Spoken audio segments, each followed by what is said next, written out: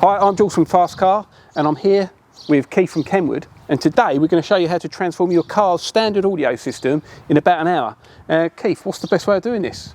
With our new Underseat active subwoofer. Cool, well let's get to it. So this is new from Kenwood, so it's an under-seat sub, is that right? So it is indeed. So these are really popular at the moment because people are deciding to upgrade their cars, and these fit onto standard systems, so you might not be able to change the radio, but you can fit one of these.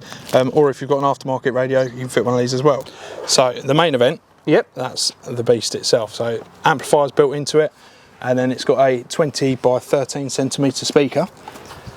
So that is the whole unit that you would sit ultimately anywhere in the car, but normally under a seat, passenger or driver, to increase the bass basically. Nice bit of kit, that's nice, lovely. Very nice.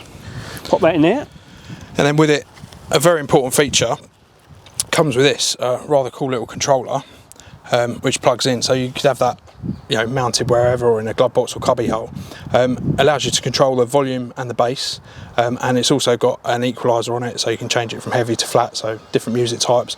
But also, if you're on the phone, you want to knock the bass down, or you've got kids in the car, or you've had a long day, you know, you're not always in full. I want to enjoy my it's not always a party. So that just gives you lots of control over it, basically. That's nice. All right.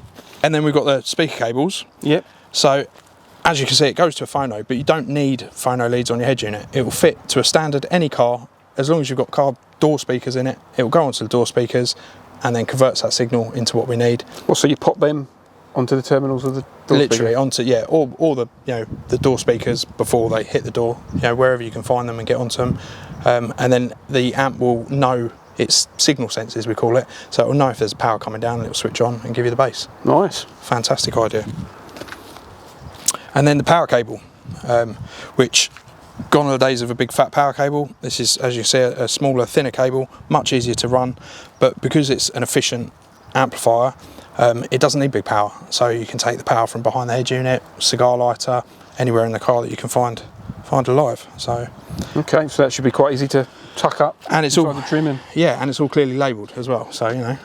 Okay, well let's get this in the car, see what the time is and see how long it takes us. I think you're going to be really impressed.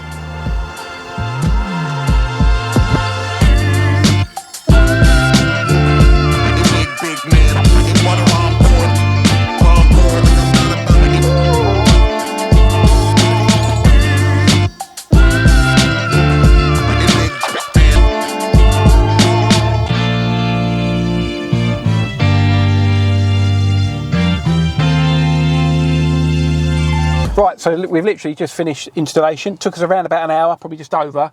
Obviously it depends on the car you're doing it on and your skill set, but yeah, I reckon 2 hours tops, even if you're a little bit new to doing things like this. So now we're going to literally flick it on, see what it sounds like.